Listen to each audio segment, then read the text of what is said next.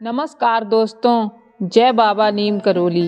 कई बार हमारा भाग्य हमारे दोस्त, पार्टनर, हमारे परिवार के लोगों के भाग्य से भी जुड़ा होता है और जब तक हम उनके साथ होते हैं तब तक हमारे साथ सब कुछ अच्छा होता है और जब हम उनसे दूर होते हैं तो हमारे साथ चीज़ें ज़्यादा अच्छी नहीं होती।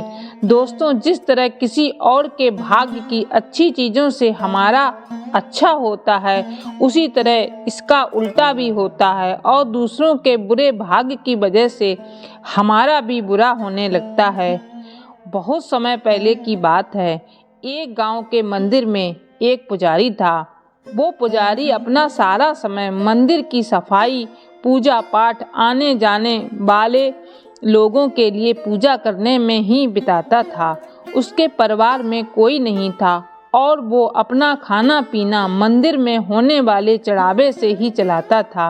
वो पुजारी व्यवहार का बहुत अच्छा था। उसके मन में पैसों के प्रति ज़्यादा लालच नहीं था। मंदिर में जब भी ज़्यादा चढ़ावा होता तो उनसे दूसरे लोगों की मदद भी करता था। पुजारी मन ही मन ये भी सोचता था कि मंदिर के चढ़ावे से थोड़ा बहुत बचत भी होती तो भविष्य के लिए अच्छा हो जाता। लेकिन गांव का मंदिर था तो वहाँ लोगों का आना जाना कम होता था। मुश्किल से दिन भर में 5 से 6 पैसों का चढ़ावा हो पाता था, जिससे पुजारी अपने दिन भर की ज़रूरतों को पूरा करने के बाद सिर्फ 2 पैसे ही बचा पाता था। और जब कभी चढ़ावा ज़्यादा होता तो पुजारी के पास कोई न कोई व्यक्ति ऐसा आ जाता जिसे मदद की ज़रूरत होती थी और पुजारी उसे मना भी नहीं कर पाता। बहुत समय बीत गया लेकिन पुजारी पूरे दिन 2 पैसों से ज़्यादा बचत कर ही नहीं पाता था। वो हमेशा भगवान से यही प्रार्थना करता कि भगवान कुछ तो ऐसा करो कि मैं 2 पैसों से ज़्यादा की बचत कर पाऊँ। भगवान से प्रार्थना करके पुजारी रोज की तरह अपने काम में लग जाता। कुछ समय बाद पुजारी की शादी हो गई। घर में अब 2 लोग हो गए और खर्चा चलाने के लिए ज़्यादा पैसों की ज़रूरत पड़ने लगी। पुजारी की शादी होने के बाद मंदिर में लोगों का आना जाना बढ़ने लगा, जिसकी वजह से चढ़ावा भी ज़्यादा होता और अब पुजारी अपने घर के खर्चे पूरे करने के बाद 10 पैसे रोज बचाने लगा। धीरे धीरे पुजारी के पास ज़्यादा पैसे हो गए। कुछ पैसों से उसने अपने घर की मरम्मत करी और कुछ पैसों को भविष्य के लिए बचा लिया। कुछ समय बाद पुजारी की संतान हुई और अब वो 2 से 3 हो गए। पुजारी की संतान होने के बाद अब पुजारी ने देखा कि वो अपनी दिन भर की ज़रूरतें पूरी करने के बाद 15 पैसे बचा लेता है। धीरे धीरे बच्चा बड़ा हुआ और स्कूल जाने लगा।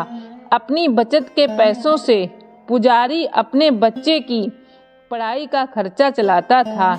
जैसे जैसे बच्चे की उम्र बढ़ती गई और पढ़ाई का खर्चा बढ़ने लगा, वैसे वैसे मंदिर में ज़्यादा चढ़ावा होता चला गया। ज़्यादा लोग आने लगे और पुजारी के जीवन में पैसों की कोई कमी नहीं हुई।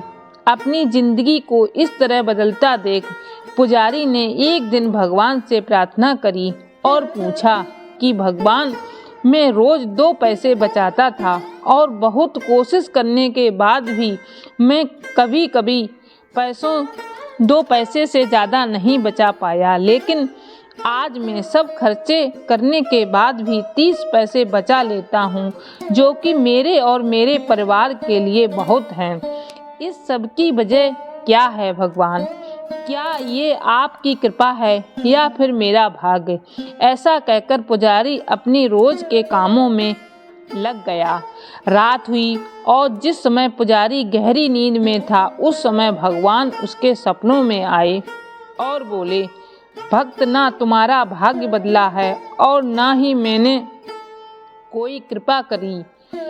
तुमने जिस दिन शादी करी और तुम्हारे घर जो स्त्री आई उसके आने से तुम 10 पैसे बचाने लगे, जिसमें 8 पैसे तुम्हारी पत्नी के भाग्य के थे, जिसकी वजह से तुम दोनों के पेट भर खाने पीने और बाकी ज़रूरतों की पूर्ति होने लगी।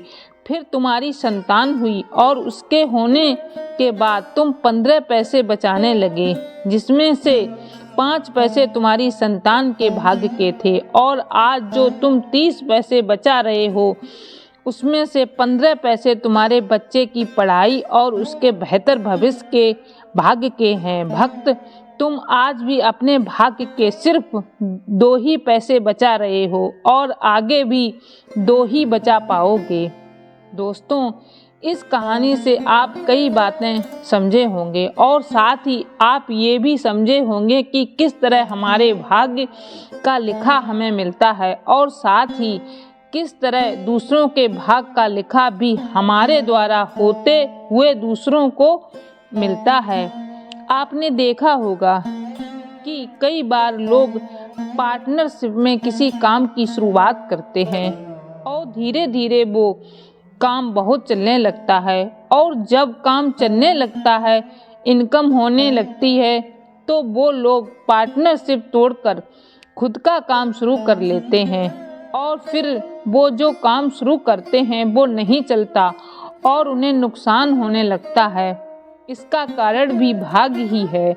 कई दफ़ा ऐसा होता है कि दूसरों के अच्छे भाग्य की वजह से हमारा भी अच्छा होने लगता है, लेकिन हम ये बात समझ नहीं पाते और ज़्यादातर लोग ऐसी बातों को मानते भी नहीं हैं। यही भाग्य का खेल है जो सारी ज़िंदगी हमारे साथ चलता रहता है। अगर आप ऐसी बातों को नहीं मानते हैं और भाग्य पर विश्वास नहीं करते तो इस कहानी को अच्छे से 2 या 3 बार पढ़ें और अपने मन में सोचें कि क्या सच में ऐसा होता है? क्या आज तक आपके साथ ऐसा कुछ हुआ है जिसमें किसी और की वजह से आपको फ़ायदा हुआ या फिर आपके परिवार में किसी सदस्य के बढ़ने से आपके साथ कुछ बेहतर हुआ? इन सवालों के जवाब जब आप खुद को देंगे तो इस कहानी से मिलने वाली सीख को आप बेहतर तरीके से समझ जाएंगे। दोस्तों, उम्मीद करती हूँ कि आज की वीडियो आपके लिए उपयोगी सिद्ध होगी। वीडियो अच्छी लगे तो एक लाइक और चैनल को सब्सक्राइब अवश्य करें, क्योंकि आपके लाइक से हमारा मनोबल बढ़ता है। जय बाबा नीम करोली। जय गुरुदेव। गुरुदेव आपके सुमिरन से भव रोग नष्ट हो जाते हैं। गुरुदेव आपके Subscribe to my channel and press the bell icon.